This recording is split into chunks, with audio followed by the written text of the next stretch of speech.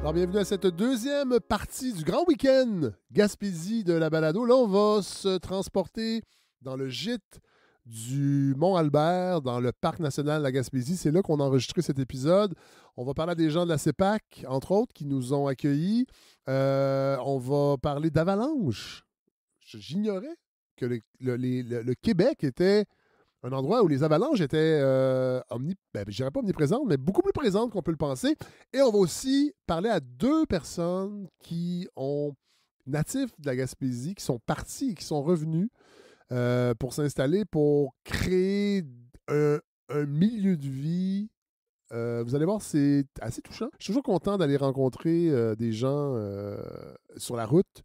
Ce sont des épisodes un peu hors série qui font du bien. Alors voilà, c'est le menu de ce deuxième épisode du grand week-end de la Gaspésie à la balado. On se retrouve à la toute fin.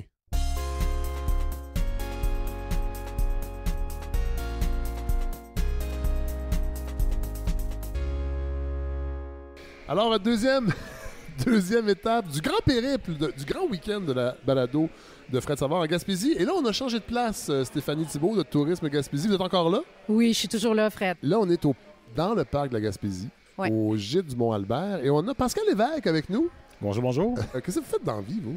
Je suis directeur du Parc national de la Gaspésie. Ouais. Sinon, dans la vie aussi, je pratique des activités de plein air quand il me reste un peu de temps. Ouais. Puis, on vit la Gaspésie. Oui. Et on a Maude Allary Paquette. Bonjour. Allô. Tu as rapport à la montagne aussi. Tu travailles chez Avalanche Québec? Oui, je suis responsable des communications marketing avec Avalanche Québec. J'avais aucune idée. Là, je le sais que je vais avoir l'air d'un Montréalais épais. J'avais aucune idée qu'il y avait des avalanches au Québec. Surprise! Et je pense pas que je suis le seul. Non, ça fait partie de nos missions de contextualiser qu'il y a des avalanches en Gaspésie. Ouais. Et particulièrement l'hiver. Oui. Ça arrive plus souvent, oui. Sinon, c'est des éboulements. On va commencer avec Pascal, quand même, parce que il faut parler du parc de la Gaspésie. Moi, c'est ma première visite. Évidemment, c'est extraordinaire parce qu'on est au pied du Mont-Albert. J'ai plein d'amis qui sont venus faire de la randonnée. Et moi, je suis chanceux parce que je suis le seul de mes amis qui est venu l'hiver. Puis j'ai l'impression que c'est la meilleure façon de commencer. Venir en hiver. C'est pas faux. C'est surtout une carte cachée. 1/5 de la clientèle qui vient visiter le parc le fait l'hiver. Ouais. Donc, on n'a pas une culture de prise de vacances au Québec, pareil, l'hiver tant que ça. C'est fou pour un pays nordique. Ouais. C'est capoté quand même. On n'assume pas notre nordicité, on n'assume pas notre effet montagnard aussi tout le temps, mais on est en train de le mettre sur la table, de le démocratiser, de le simplifier. Ouais. Et là, le montagnard, on va le mettre avec un M majuscule parce qu'il faut être ici pour comprendre comment le Mont-Albert, entre autres. Et combien de mètres d'altitude? 1151. 1151. C'est une grosse montagne. Ben oui, pour le Québec, oui. Ah oui, on a 27 sommets de plus de 1000 mètres. Oui.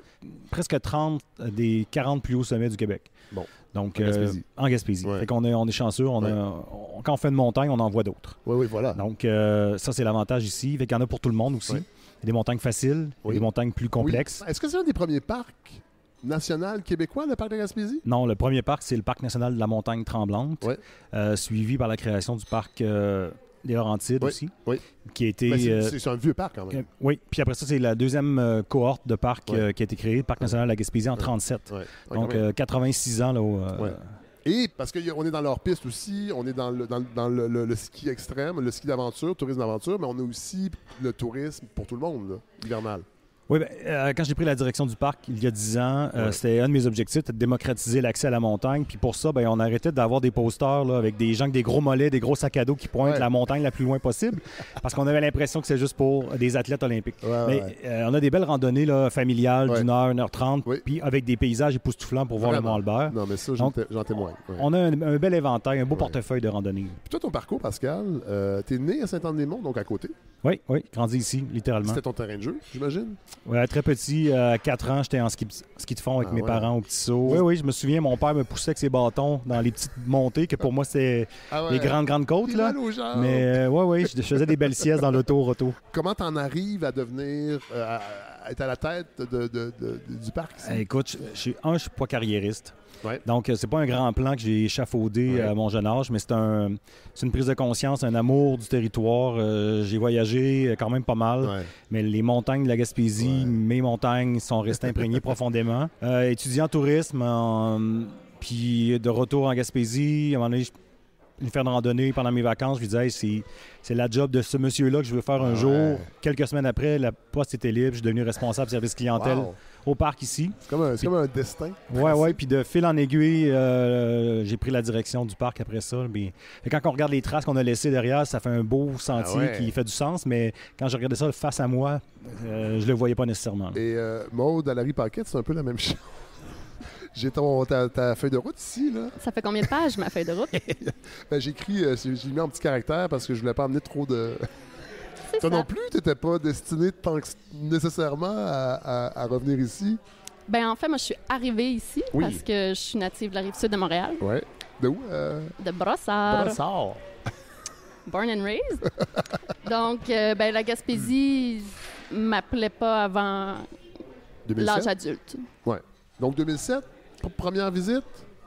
Première visite autonome, disons, qui n'est pas le voyage avec les parents. Avec papa, maman et les qu'on essaie de vendre, d'ailleurs, Stéphanie Thibault, présentement. Oui, tout à fait. Ne l'oublions pas. C'est ça. Donc, non, mais ça prouve qu'on peut venir très petit avec papa et maman. Oui. Et revenir... Oui, y habiter. Mais avant, on va faire plein de voyages en tant que touriste. C'est tout pour découvrir. Et faire le party aussi en Gaspésie. Quelque peu. Oui, c'était mon métier. Mais là, après ça, il y a... t'es venu quelques étés, entre autres, mais t'as étudié en langue? Oui.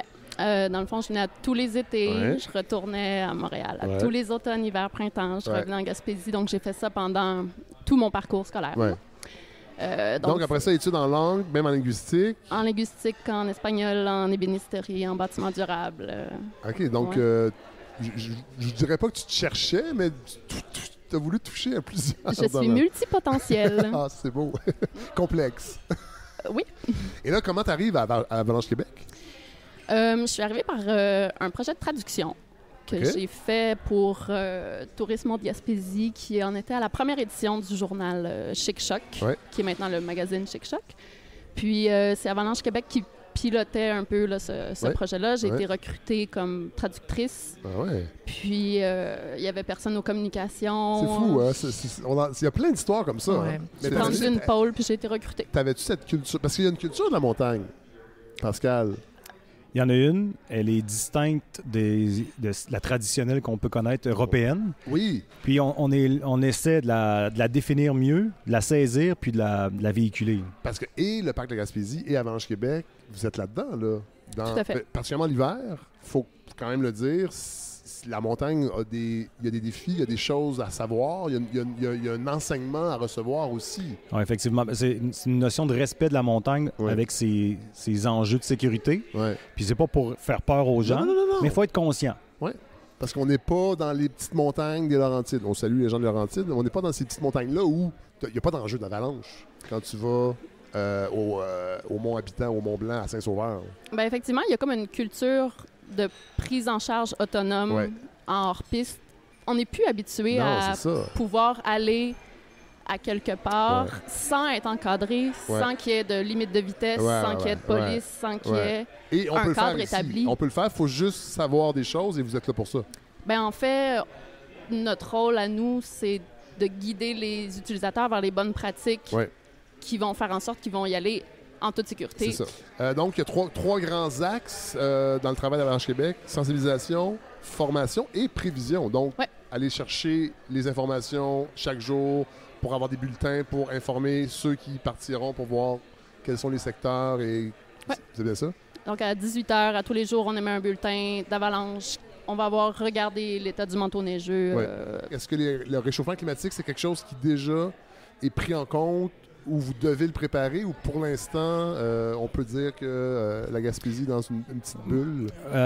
Non, on parle des changements climatiques, on les voit, les changements. Déjà. On les voit déjà. Notre positionnement géographique, notre latitude et notre altitude. À chaque fois qu'on fait 1 mètre en altitude, quand on monte, c'est comme si on faisait 1 kilomètre vers le Grand Nord. Fait que donc, on a des îlots de toundra alpine, donc de toundra montagnarde, qui sont des vestiges de la dernière glaciation. Et quand les glaciers ont fondu, la végétation a repris son territoire, le climat s'est transformé. Et là, on voit des changements dans les comportements climatiques. Puis ça fait partie des enjeux des changements climatiques, mais aussi de la pratique d'activité. Il y a des conseils de base à avoir au niveau de l'habillement. On peut avoir des conditions... assez changeantes dans une même ride. Dans une même randonnée, on peut vivre 2-3 saisons. Là. Ah ouais? Oui. Des fois, on a de la neige fin septembre sur les sommets. Ça reste pas longtemps, ça reste quelques jours. Je dis souvent que le parc, c'est un diamant avec plusieurs facettes. Puis il y a des facettes de conservation. On est un hotspot de biodiversité sur la planète, vu notre positionnement et notre altitude.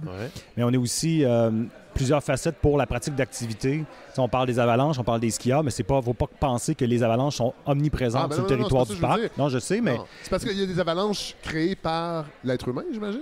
Oui, il y a 3 types d'avalanches. Il y a des avalanches naturelles qui sont déclenchées par quelques facteurs que ce soit. Il y a les avalanches qui sont déclenchées par un humain, puis il y a les avalanches qui vont être provoquées par exemple, un déclenchement volontaire. Pour la sécurité. Avec des bombes, oui. Par mesure de sécurité. Voilà. Et c'est un peu pour ça que vous êtes là, pour éviter autant que possible les avalanches qui seraient déclenchées par les êtres humains. Oui. Notre rôle, dans le fond, est complètement en amont. On va agir en sensibilisation, en prévention, mais on ne peut pas empêcher que des avalanches naturelles se déclenchent, mais on peut contribuer à ce que les pratiquants en déclenchent pas. Et n'en sont pas victimes. Exactement. Cela dit, il y en a combien à peu près, mettons, par année, là? C'est sûr qu'on ne se fait pas rapporter toutes les avalanches, puis qu'il y a quand même une culture un peu taboue autour de ça, parce qu'il y a du shaming en bon chinois autour... c'est vrai, une grande... Moi, je découvre un monde. Il y a une grande culpabilisation souvent qui vient avec le fait de déclencher une avalanche parce que les gens se disent j'aurais peut-être pas dû être là, alors que c'est pas ça du tout. Ça arrive. Il y a des facteurs humains qui font que même les professionnels en avalanche déclenchent des avalanches. Mais l'année 2021-2022, il y en a eu 90 rapportés. Mais ça, c'est sur tout le territoire québécois ou juste ici? Rapporté à Avalanche Québec, mais Avalanche Québec est majoritairement en contact avec les skieurs hors piste, mais là, après ça, il y a tout le volet motoneige hors piste qui nous rapporte très peu d'avalanches, mais qui en déclenche probablement plusieurs aussi. Donc, mais ça fait partie, Pascal, de la culture de la montagne qu'il faut développer. C'est votre mission à la CEPAC. C'est défini sur le territoire aussi, les sites, qu'il y a des enjeux associés à ça. Dans la majorité des activités pratiquées l'hiver, on n'est pas en lien avec les risques d'avalanche, sauf dans les secteurs visés. C'est ce qui est intéressant, c'est que ça nous permet de faire de l'initiation à l'hiver, parce que s'habiller, boire de l'eau l'hiver, moi, j'en reviens pas. Je suis content qu'on en parle puis qu'on participe à ça. Puis ici, il y a une école. On a une école de montagne, concept qui a été développé, ça fait date déjà de presque 5 ans. On a eu la pandémie qui nous a un peu ralenti dans notre développement, mais c'est un concept... d'école pour aider les gens à passer à la prochaine étape dans leur apprentissage. Apprentissage d'activité, la pratique d'activité pour les rendre plus autonomes. Donc, dans l'encadrement... Casser les perceptions que « Ah, j'ai pas accès à ça, moi, c'est trop pour moi. » Oui, ou de faire une transition. J'étais un skieur alpin en centre. J'aimerais essayer. On a des équipements de location. On a des services de guide à faire. On a aussi un aspect école de montagne en lien avec la recherche qu'on va pousser davantage. L'an passé, on avait 19 recherches de 11 universités différentes sur différents enjeux de conservation. Donc, parce qu'il y a une mission. Diffuser ces éléments-là aussi. Il y a une mission de conservation avec les parcs de la CEPAC. C'est la mission des parcs, c'est de protéger un échantillon des 43 régions naturelles distinctes du Québec. Sur le plan physique, géologie, biodiversité... Donc, nous, on représente les montagnes gaspésiennes et aussi l'unicité du Mont-Albert et des caribous sur le territoire.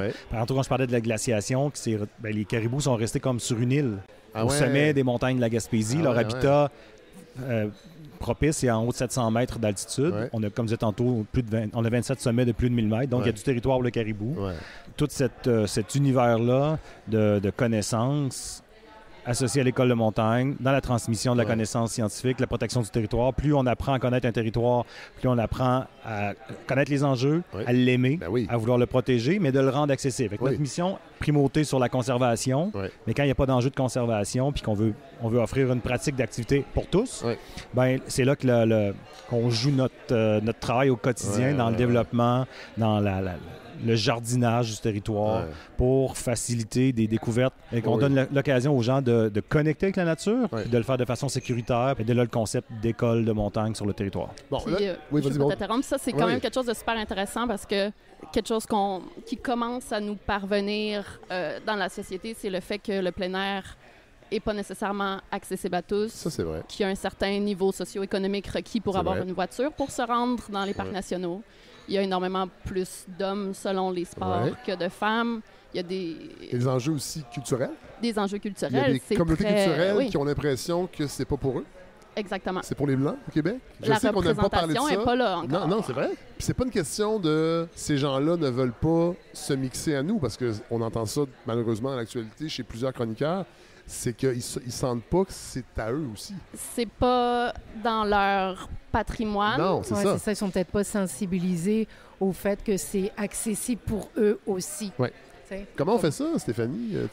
C'est sûr qu'on le fait en faisant... Non, mais j'imagine que Tourisme Gaspésie... Oui, tout à fait. Juste sur le plan business... Plan business, c'est quand même une clientèle qu'on va aller chercher. Là. Ben oui, parce qu'on va aller chercher une diversité de clientèle, on va aller chercher un bassin de clientèle différent, marché aussi. Là, oui, même s'il y a 80 % de la clientèle qui est québécoise, ben c'est important d'aller chercher une clientèle québécoise différente. Fait que oui, il y a les anglophones, mais il y a aussi toutes les communautés ethniques qu'on peut aller chercher. Puis Et je trouve que nos élus devraient être conscients de ça.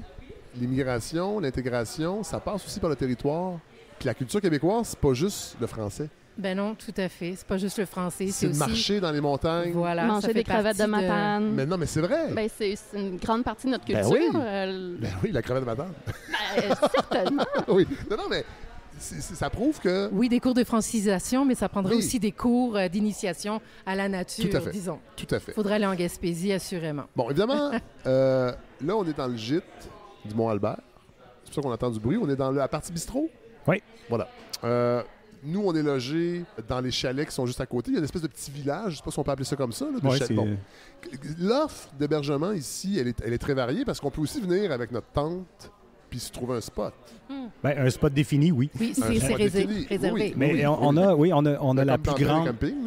On a la plus grande variété d'hébergements dans les parcs nationaux parce qu'on est le seul parc au Québec avec un hôtel à l'intérieur. Oui, c'est ça. Parce que ça, c'est un fait distinctif, unique, historique. Lors de la création du parc en 1937, il y avait 4 raisons de création du parc.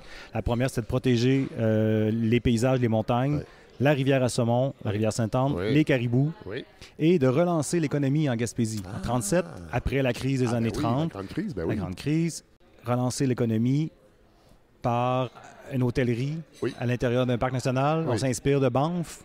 La notion de parc national, les premières traces qu'on retrouve, c'est 1906. Ça a pris un peu de temps. Oui.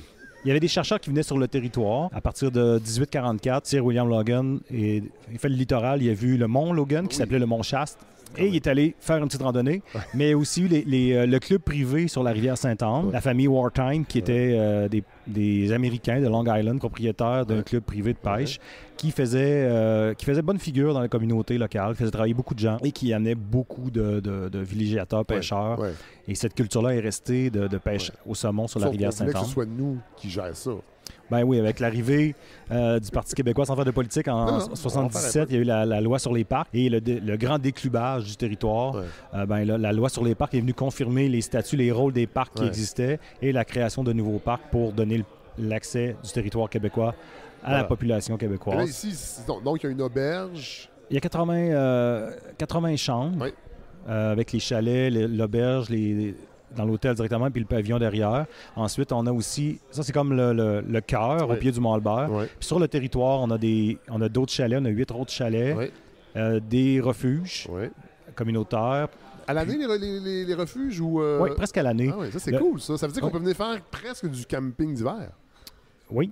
C'est pas du camping, là, parce que des tentes isolées, ça prend des murs, donc un toit, ça devient rapidement un chalet ou un refuge. Mais si tu veux appeler ça du camping, moi, ça me dérange pas. Je rappelle on accepte tout le monde. C'est sûr que tu as un sac de couchage, c'est comme un camping. Avec un poêle à bois, puis un plancher, des chaises, des tables. Mais ça ressemble beaucoup à une tente. Aussitôt qu'il n'y a pas de machine expresso, c'est du camping pour moi. Ah, ça existe, des machines expresso de camping. Les refuges du camping Mont-Albert ont l'électricité. C'est les seuls qui a l'électricité. Donc, ta machine à café pourrait être dans ta liste de bagages.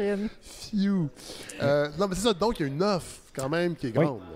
Oui, puis on peut faire de la longue randonnée pédestre, dormir dans le territoire, sur des sites de camping aménagés, plateformes. Fait que là, on est à la Belle Étoile. Et là, on parle de randonnée. Il y a le ski hors piste.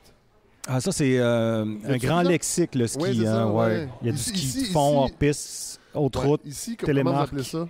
On n'est pas regardant. Là. Non. On fait du ski. C'est du ski qu'on se comprend. Mais il y a du ski de descente qui peut être de l'alpine touring, du ski d'autre route, du ski de télémarque, du ski alpin. Ça, c'est avec les pots de phoque. Avec les pots de phoque, qui est comme une barbe de quelques jours, là, qui glisse dans un sens, mais qui est rugueuse dans l'autre, qui aide les gens à avancer. Okay. Je le vois comme de la randonnée à l'année, randonnée hivernale. Que ce soit en ski de fond, en raquette, en crampon. En fat bike. Mais on parle de démocratisation. Je trouve quand même que la raquette, pour le sport d'hiver en tout cas, là, c'est moins intense que le ski de fond. Mais c'est super accessible. Pour quelqu'un qui n'a jamais fait de ski de fond, tu peux commencer à 30-40 ans à faire du ski de fond, mais je pense que souvent tu es initié jeune. Alors que la raquette, c'est pas dur d'en louer une fois. Tu sais, on parle de démocratisation, puis je trouve que déjà que le sport l'hiver, c'est pas tout le monde qui se l'approprie au Québec. La raquette, je trouve que c'est une bonne porte d'entrée. Une excellente porte d'entrée. C'est à peu près 85 % de la clientèle qui pratique la raquette et d'autres activités.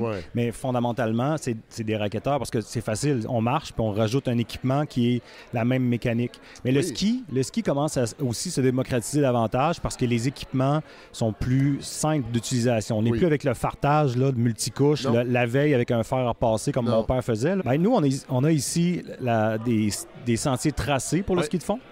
Fait qu'on a quelques kilomètres de sentiers tracés. On a aussi plusieurs sentiers de randonnée à ski qui sont balisés, pas de tracés, pas nécessairement de tapés, mais la clientèle les entretienne. Fait que c'est un peu du backcountry soft. Puis après ça, il y a les sentiers d'accès vers des zones de glisse. Où est-ce que là, l'objectif, c'est surtout faire de la descente. On a cet éventail-là d'utilisation des skis. Puis Avalanche Québec répète quand même souvent ce message-là, mais si on ne sent pas qu'on a la capacité de prendre en charge sa propre sécurité ou qu'on trouve que la charge mentale est trop lourde, on la délègue à des guides. Il y a une super belle industrie de guidage local. Puis non seulement ils prennent la sécurité du groupe en charge, mais ils vont t'amener vers les plus belles conditions parce qu'ils savent sont où. Merci. Je sais pas, vous avez peut-être un dernier mot avant de finir ce segment-là, parce qu'après ça, on va aller parler à des gens qui sont souvent nés ici, mais qui sont dans le tourisme en même temps dans autre chose, là, je ne vais pas trop en dire, mais... C'est un amour viscéral. On parle de territoire depuis tantôt. Hein? Oui, tout à fait. C'est le dénominateur. Souvent, après avoir demandé le nom d'une personne, qu'est-ce que tu fais dans la vie, on demande tu viens d'où. Devenez des Gaspésiens temporaires. De la montagne. D'adoption, de la montagne. Venez vous initier. Il y a l'initiation par un conjoint, par un ami. Sinon, on a des... Par un guide. Qui peut devenir après ça un conjoint. Un ami ou un conjoint. Donc, on trouve de tout en montagne. Maude? Moi, je rajouterais que la Gaspésie, ça n'existe pas juste l'été, puis que de se prendre des pieds pour de nombreuses années, ça peut être la meilleure décision qu'on prend. Hey, merci vraiment. C'est passionnant tout ça. Puis moi, je vais aller bientôt retourner faire de la rando. Merci Est-ce à que toi. vous dire rando ici? Ou, Oui. C'est correct? Oui, c'est parfait. Avec mes raquettes. Rando à l'année. La randonnée, c'est bon en raquette, à ski, à pied. Voilà. À l'année. Merci. Merci à toi. Salut.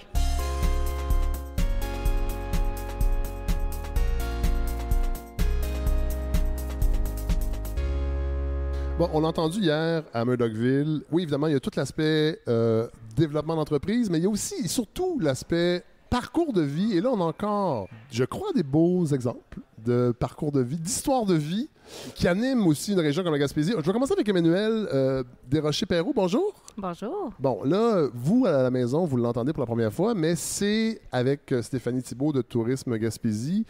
C'est vous, à vivre en Gaspésie, qui avez eu l'idée d'amener la balado chez vous. Depuis le début, tu étais avec moi et avec Stéphanie. Puis là, je me rends compte qu'il y a une belle histoire de vie aussi derrière ton parcours, parce que j'ai appris, entre autres, hier, on était à Murdochville, que tu m'as lancé ça comme ça, que tu as déjà été directrice générale de Murdochville. Oui, j'ai été directrice générale de la ville de Murdochville pendant 1 an, en fait, dernièrement, juste avant mon mandat pour vivre en Gaspésie. Mais là, il faut reculer.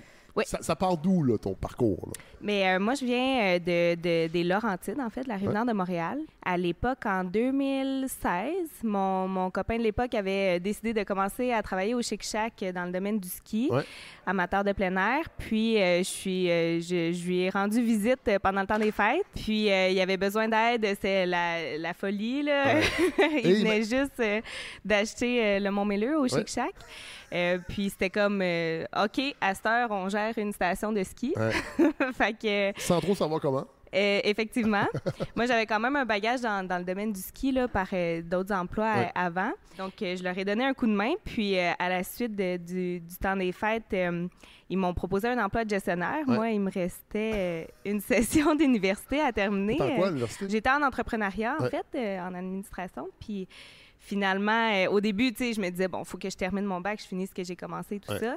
Je suis retournée à Montréal après le temps des fêtes. Je suis allée à un cours. Ah ouais, hein? Puis j'ai fait, on retourne en Gaspésie, let's go. Finalement, j'ai quand même complété mon bac en créditant mon expérience au travers de l'entreprise comme un stage. J'ai fait des cours à distance, des cours en condensé. Ça fait maintenant 6 ans que je suis à Murdoch. On a aussi autour de la table Joseph Saint-Denis. Salut! Salut! Ça va bien? Oui, vraiment. Propriétaire, créateur avec ton amoureuse de la distillerie des Marigots. Oui, exactement, à Caplan. À Caplan, dans la baie des Chaleurs. Ouais. Et on a aussi Paul Ménard-Pelletier.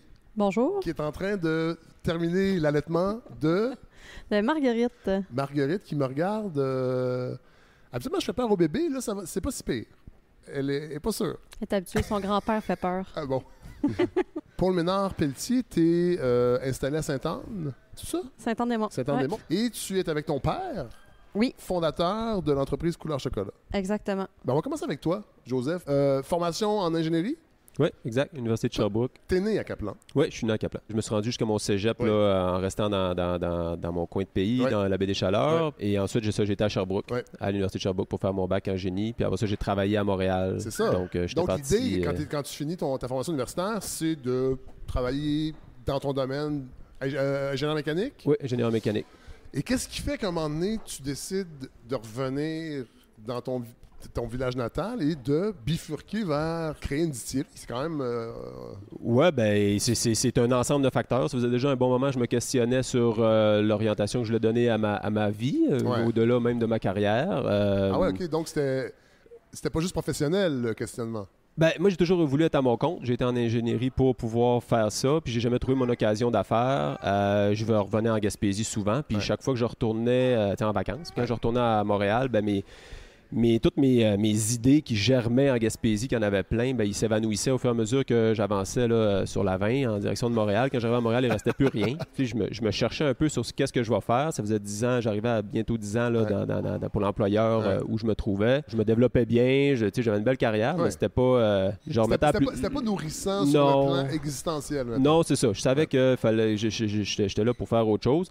Puis, dans le fond, nous autres, ce qui a été vraiment l'élément déclencheur, ça a été un drame qu'on a vécu où on a perdu un enfant à la naissance. Ça a été quelque chose qu'on a vraiment... C'est ça. Fait qu'on a vraiment vécu notre deuil de façon frontale. Là. Fait que tenir un enfant décédé dans ses bras, ça te change une vie. Là. Donc, on est revenu en Gaspésie vivre une partie de ce deuil-là. Mon père nous a prêté sa Westphalia pour une semaine, puis on est parti sur les côtes de la Gaspésie. Puis à un moment donné, c'était arrivé, ça nous a apparu comme évident que c'est ici qu'on veut être.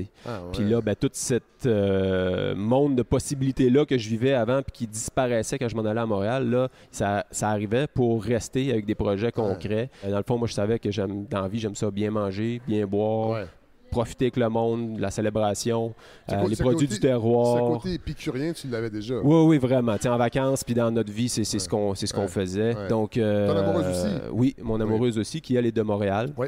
Lauriane. Oui, qui était tombée. Derrière, on l'entend pas, mais elle est derrière avec un enfant dans les bras. Oui, mon petit garçon, Joachim. Donc, après cette première fille, Mélia, qui n'est pas avec nous, on a eu deux enfants. On a eu Louisiane et finalement Joachim. Ouais. Et c'est ça. Donc, ça a été... la distillerie est arrivée quand même assez rapidement, finalement, dans l'idée là, du projet. Ça s'est promené. On savait qu'on voulait que ça soit dans ce secteur-là de la Gaspésie parce que je viens de là. Et j'imagine qu'il y avait l'idée aussi, je sais pas comment on fabrique Mais en fait, j'étais au début de la distillation, moi, puis je viens pas du monde de la distillation. Fait que j'avais pas tant de modèles que ça. Au Québec, les distilleries, on recule d'il y a 4 ans, là, c'était 5 ans là, presque. C'était pas ce que c'est aujourd'hui. Il y en avait très peu. Donc, je vais aller voir des distilleries. Mais Joseph, y a-t-il une tendance ou un marché au Québec? Là, est-ce qu'on se spécialise... Quand on parle des alcools spiritueux, là, c'est surtout whisky, mettons vodka, gin.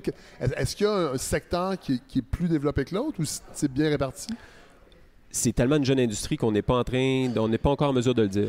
Des rhums québécois, ça fait 2-3 ans qu'il y en a. Là. C'est très... Tu vois, le whisky, avant de prendre connaissance de ton projet, je savais même pas qu'il y en avait au Québec. Oui, bien là, il y en a de plus en plus. En fait, tout le monde est parti là-dedans en se disant, je vais faire du rhum, je vais faire du whisky, je vais faire des choses qui vont être vieillies, mais ça prend du temps. Fait que tout le monde s'est pitché sur les alcools blancs. Donc, vodka et gin. Il y a quand même en ce moment une légère saturation du marché. Et tout le monde est en train de diversifier ou d'arriver finalement à leur projet suivant. Nous autres, on n'est pas encore là. On est encore trop jeunes. Le plan, nous, c'était de faire du whisky, comme je disais tantôt, le gin en attendant, qui est devenu une passion que j'ai pas envie d'arrêter. Mais le whisky, je vais aller voir des distilleries, puis je vais pas aller voir des monstres écossais là, ou au Kentucky, des trucs là, que ça fait 150 ans que c'est là. C'est comme partir d'une firme de génie conseil puis aller visiter SNC-Lavalin. C'est pas à ma portée. Oui, c'est ça. Non, mais c'est autre chose. Jamais j'atteindrai ça. Il manque quelques étapes pour arriver à là. Tu l'as dit avec SNC-Lavalin, des fois, c'est peut-être une bonne affaire. Ouais, quel mauvais exemple. C'est dommage. Ils ont fait des belles choses. Non, mais je comprends ce que tu veux dire. Donc, Seattle. Donc, l'État de Washington, en fait, c'est un État où il y a le marché ressemble à ce qui est le Québec maintenant ou dans 2-3 ans. Là. Donc, plusieurs distilleries, quand même assez jeunes, qui se rappellent de leur début. Qui sont pas trop gros, fait que vraiment des projets qui sont à ma portée. Je peux aller en voir des un peu plus petits, des un peu plus gros. Fait que c'est ça qui m'attirait là-bas. J'imagine qu'il y a une idée de collégialité, qui sont contents que tu viennes. Oui, ils ont le temps. De la gang. Je rencontre les boss à chaque place que je vois parce qu'ils sont encore petits, comme quelqu'un qui vient chez nous pour visiter. C'est moi qui rencontre la plupart du temps. Puis je suis arrivé là-bas, puis j'ai rencontré une distillerie en particulier qui s'appelle Copperworks, qui ont une philosophie de fabrication de whisky qui est vraiment différente. Qui m'a beaucoup parlé à l'ingénieur en moi, puis à l'épicurien en moi, là, qui est vraiment de mettre au centre la saveur. Parce que dans le whisky, il faut dire que souvent, l'objectif premier, c'est le rendement. Donc, le maximum d'alcool, tu peux sortir avec 1 kilo de grains. Puis après, tu te demandes comment tu peux améliorer le goût. C'est beaucoup ça. Puis là, ça, je pense que c'est bon pour les énormes distilleries. Moi, je peux pas rivaliser avec le rendement avec les gros. Je peux rivaliser au niveau de la saveur, par exemple. Puis c'est ça le pari que je fais. Puis ça vient impacter plein de décisions dans la fabrication du whisky où je suis radicalement à l'opposé de ce que tous mes collègues font. Et c'est ça qui est le fun en distillation, c'est que c'est comme en art. Il y en a qui peinturent au pinceau, d'autres à la spatule. Puis écoute, les deux sont beaux. Puis il y a de la place pour tout ça. L'important, c'est de faire quelque chose qui correspond à ce que moi j'aime, ce que j'ai envie. Puis c'est ça, cette rencontre-là qui est à Copperworks, à Seattle. Était vraiment très, très, très significative. Parce que, tu sais, depuis toujours, moi, je suis celui qui s'en va en randonnée, puis qui bouffe des affaires, puis qui sait que l'écorce en arrière de ça goûte sucré, puis que telle affaire, puis on est dans le temps du bourgeon de, tu sais. Fait que c'était déjà un peu en moi. J'ai des herboristes dans des amis proches de la famille. Donc, quand je suis arrivé à faire un gin, je me suis rendu compte que c'est tout ce pan-là de mes intérêts qui pouvaient être exploités. Un gin, c'est vraiment plus comme de la cuisine qu'un trip de distillation, contrairement au whisky. Ben, tu sais, c'est des aromates, c'est aromatisé, donc on met une pincée de ci, une pincée de cela, des épices, des herbes, fait qu'on contrôle la saveur comme ça. Il n'y a pas de vieillissement. Ben, on fait une... Non, pas vraiment. Contrairement au whisky où on sait que c'est obligatoire, puis après ça, il y a des degrés différents, il y a des années. Non, c'est un alcool blanc, fait qu'on le produit, puis il est prêt à consommer là, dans les quelques semaines qui suivent. Fait que c'est vraiment de la chimie. Fait que là, j'ai vraiment pu pouvoir me réapproprier ces connaissances-là que j'avais, puis aller encore plus loin là-dedans, ce qui m'intéressait vraiment au niveau de ces plantes-là. Je suis en train de découvrir plein d'affaires encore. Là, mais quand même, tu sais, Caplan, c'est loin. Ça dépend de la perspective. Oui, je sais, mais ça dépend du pars d'où. Oui, c'est ça. Oui, je sais que quand on est en Gaspésie, la région éloignée, c'est Montréal. Mais reste que faut que ça vive. Faut financièrement... Je sais que Lauriane, je crois, avait une formation de gestionnaire. Donc, c'est elle qui a amené un peu le côté... Comment on bâtit la compagnie Parce qu'avec une bonne recette, c'est pas garanti que ça va fonctionner. Il faut... Comment ça fonctionne? Comment vous avez moi-même, j'étais gestionnaire de projet. Donc, je gérais une équipe dans une firme de génie conseil. Donc, je te dirais que non, ça a plus été... Lauriane a été d'une aide précieuse au niveau stratégique, à m'aider à me remettre en question. Elle a vraiment aidé à peaufiner puis à amener le modèle d'entreprise qu'on voulait faire là, à un niveau, au niveau actuel, à ce qu'on voulait. Mais sinon, c'est plus moi qui l'ai mené de front, là, avec mon bagage à moi aussi de gestionnaire de projet. Puis dans le fond, tout le projet de construction, ça rejoint exactement ce que je faisais avant dans ma formation que j'avais. C'est le jour où l'entrepreneur est parti puis on s'est mis à produire, où là, ma job a vraiment changé. Après ça, c'est de tirer notre épingle du jeu pour se démarquer. Puis je pense c'est faire un produit qui a, moi, en tant que créateur, qui a un produit qui a une raison d'être. Moi, il y a une partie artistique là-dedans.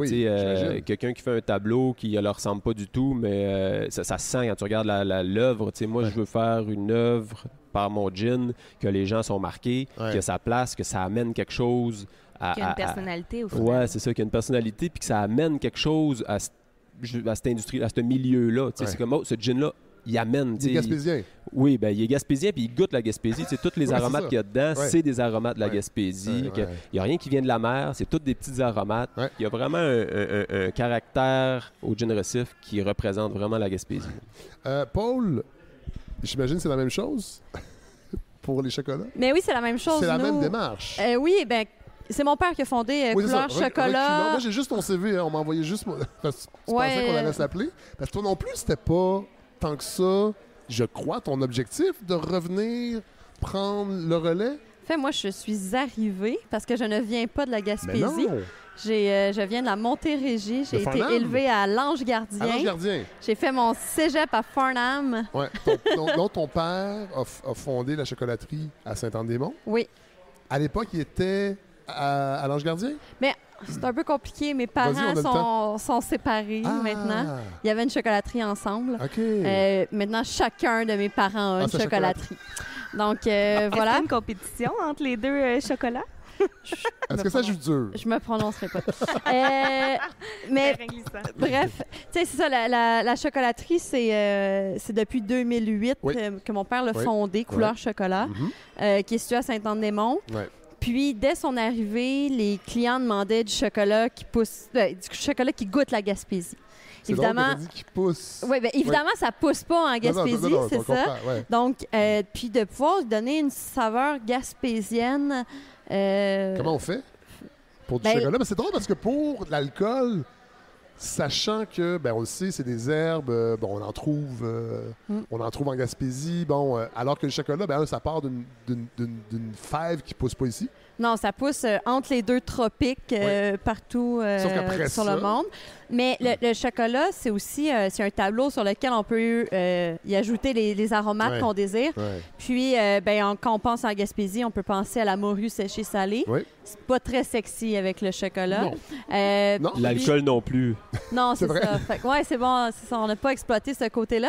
Mais la Gaspésie, c'est beaucoup plus que juste du poisson aussi. Ça. Oui, c'est pour ça qu'on est là, entre autres. C'est pour casser un peu cette image-là de la morue qui a existé, mais qui est encore ça, mais qui est tellement pas ça non plus parce qu'il y a tellement autre chose. En 2009, mon père a inventé, il a créé le chocolat aux algues. Donc, c'est une ganache qui est faite avec Combu Royal, qui était la première partie, si on veut, on veut goûter la Gaspésie. Si on retourne il y a 14 ans de ça, les algues n'étaient pas du tout à la mode. Non. Ça devient tendance, les algues, donc on est maintenant cool avec notre chocolat aux algues. Mais quand on l'a parti, on était un peu fou. Puis ensuite de ça, est venue une rencontre avec Gérard Mator de Gaspésie Sauvage. J'imagine, Joseph, que tu collabores. J'ai eu cette même rencontre. Voilà. Avec Gérard... un Belge, 100% importé, avec sa femme. Mais on entend souvent ça. C'est ça. Non, mais cette idée de des gens venus d'ailleurs et qui... continue, mais ça me fascine, moi, ça. Ce qui est ironique de Gérard Mator, en fait, c'est que lui a une parcelle de terrain, il est dans le bois à Douglastown, sur le bout du monde. Et c'est un Belge qui vient montrer aux Québécois qu'est-ce qu'il y a dans notre forêt, qu'est-ce qu'il y a à manger, qu'est-ce qu'il y a d'intéressant. Et ça a été cette rencontre-là où est-ce que mon père est parti avec plein d'étincelles dans les yeux, trop d'idées dans la tête. On a travaillé sur différents chocolats. Maintenant, on a nos chocolats forestiers, nous. C'est vraiment le produit qui fait la renommée de l'entreprise. On a 2 collections. Oui. Donc, on parle de chocolat au sapin, au carvi, au peuplier. Mais là, on n'a pas parlé de ton parcours tant que ça, parce que oui, donc tu fais ta formation élémentaire, secondaire à Farnham, Ange Gardien Farnham. Tu t'en vas au Cégep Antique? Oui. Formation, ce qu'on appelait à l'époque sciences humaines sans maths, ça se peut-tu? Non, en fait, c'est écrit sans mention. C'est parce que j'ai fait un DEC en radiologie. Parce que moi, je voulais 6 ans, tout petite, je voulais être chirurgienne cardiaque. Ah ouais? Jusqu'à ce que je dissèque une grenouille en secondaire 2 et je tombe dans les pommes. Fait que là, tu te rends compte que c'est pas tout à fait pour toi. J'ai cancellé le projet. Fait que ça a viré en pharmacie, en radiologiste. Pour me dire, fuck, ça me tente pas d'aller à l'école. Et là, tu t'en vas en Beauce? Non, mais l'école d'entrepreneuriat, c'est récent, là. Oui, l'année passée, enceinte de 32 semaines. C'était un séjour intensif, par contre. Merci, c'est un séjour intensif. J'avais été sélectionnée avec quelqu'un de la Baie des Chaleurs aussi qui avait été sélectionné. Ouais. C'était avec le secrétariat de la jeunesse. Et puis, il nous briefait, remplissait d'idées, de monde à refaire en 2 jours. C'était vraiment très intéressant. On se ramassait avec des entrepreneurs de partout au Québec. C'était super motivant. Puis, on revient avec des outils supplémentaires dans notre coffre d'outils. Parce que, comme on a pu le voir, j'ai pas tant étudié pour être ni faire du chocolat, ni être une très grande gestionnaire. Moi, j'ai aussi de famille entrepreneur. Oui. Puis quand je me suis ramassée dans le secteur médical, j'ai fait comme... Il n'y a pas de possibilité de bâtir, de construire, de mettre ta couleur là-dedans. Faut que tu fites dans ce qui est proposé. Pas ici, peut-être ailleurs. Puis je fitais pas. Ouais. Fait que... Et là, arrive quand ce déclic-là de dire « Ah, mais je vais revenir... » 2014. Je vais aller à la chocolaterie. Non, j'ai appelé mon père pour lui dire que je lâchais l'école. Ah ouais? Je m'en viens dans 2 jours. Ah ouais? Je suis arrivée en 2014 et je ne suis jamais repartie. Moi, je suis arrivée en plein hiver en plus. Paul, une chocolaterie de création, en tout cas, qui est quand même... Tu sais, vous ne faites pas du chocolat de Pâques industriel. Moi, je viens de Saint-Hyacinthe. Il y avait la Comète qu'on appelait. Ouais, non, on n'est pas chocolat Comète. Chocolat Allen, tu connais? Ouais. Bon, c'est ça. Comment on arrive à tirer son épingle du jeu dans une petite ville comme Sainte-Anne? C'est con, là. Parce que, là, évidemment, vous vendez en ligne énormément. Là. C'est pas juste... C'est pas basé sur le tourisme. Votre chiffre d'affaires, j'imagine, en partie, mais... Il y a une partie que oui, parce qu'inévitablement, l'été, on a fait...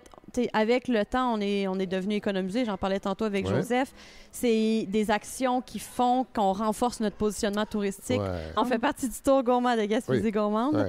La renommée. Depuis que mon père a parti Couleur Chocolat, il est constant, il offre un produit de qualité, il est là.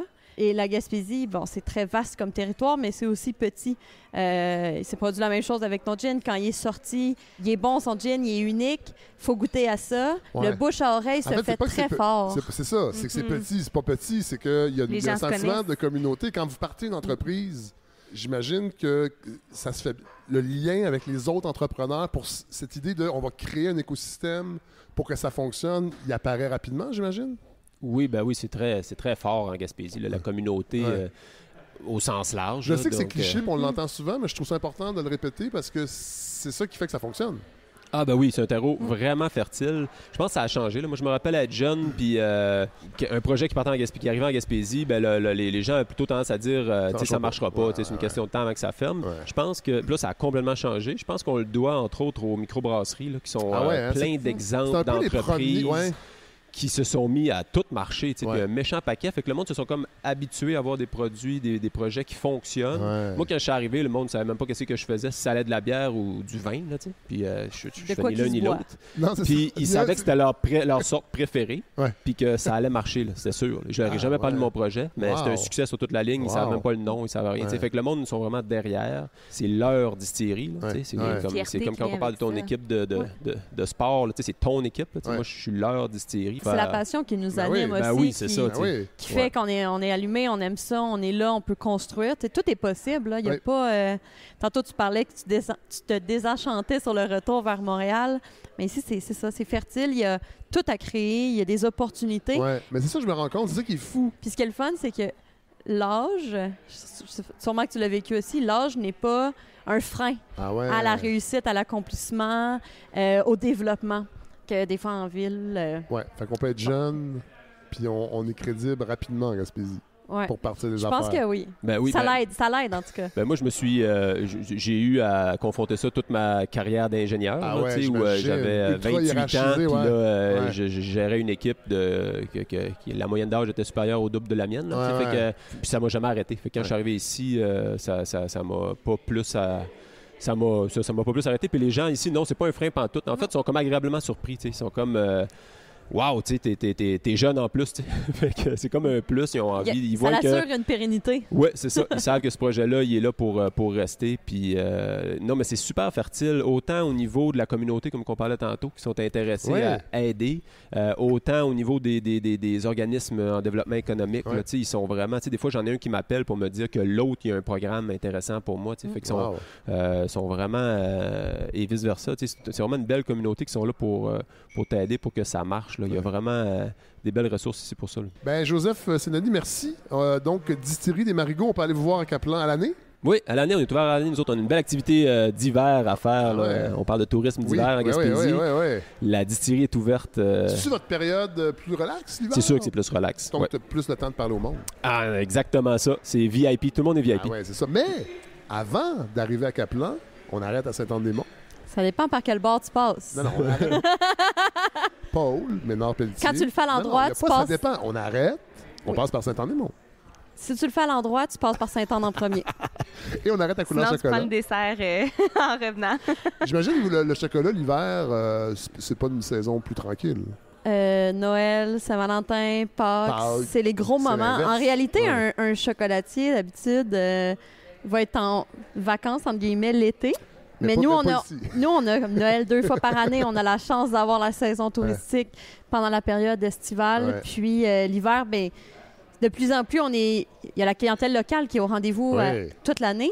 Mais il y aura plus de touristes grâce à la balado de Fred Savard. Il y aura plein de touristes l'hiver. Bien, en espérant qu'il y en a encore plus. Il y en a déjà. De plus en plus, on le voit depuis les dernières années. Donc, on est toujours heureux. Il y a un avant et un après, habituellement, avec la balado. Merci pour le Ménard-Pelletier. Puis Emmanuel, merci beaucoup, tout le monde. Merci beaucoup. Merci. Merci.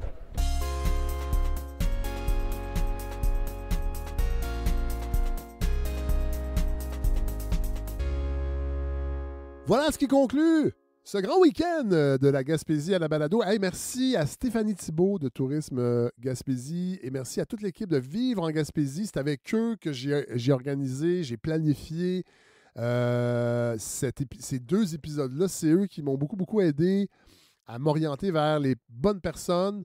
Merci pour la confiance aussi d'avoir décidé de faire appel à la balado pour ce partenariat, pour convaincre les auditeurs et les auditrices d'aller faire un tour cet hiver en Gaspésie. J'espère que ça vous a donné le goût. Moi, c'est certain que je vais y retourner. Et le réseau des parcs, la CEPAC, entre autres, c'est vraiment un joyau. Puis je vous invite, là, la CEPAC n'a pas rapport directement dans ces 2 épisodes-là. Là. Je le fais vraiment à titre plus personnel, moins producteur de la balado, mais utilisateurs des parcs de la CEPAC, membres de la CEPAC, je vous invite à acheter votre carte annuelle et de profiter de ces joyaux qui sont partout au Québec et qui sont accessibles hiver comme été, 4 saisons. On peut faire vraiment une foule d'activités et je trouve qu'ils sont un peu sous-estimés. On n'y pense pas assez à fréquenter les parcs de la CEPAC. Voilà, c'était ma petite parenthèse CEPAC. Merci à Communauto encore une fois. Là, je ne peux pas vous dire que j'étais peut-être le premier à aller au Parc national de la Gaspésie en Communauto. C'était pas vrai, parce que quand on était là, il y en avait d'autres qui étaient là pour ce périple. Donc, merci vraiment, partenaire qui est avec moi depuis le début.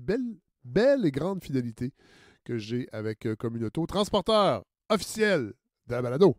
Hey, bonne semaine tout le monde et nous, bien sûr, on se retrouve la semaine prochaine dans vos écouteurs, dans vos oreilles. Salut, bonne semaine.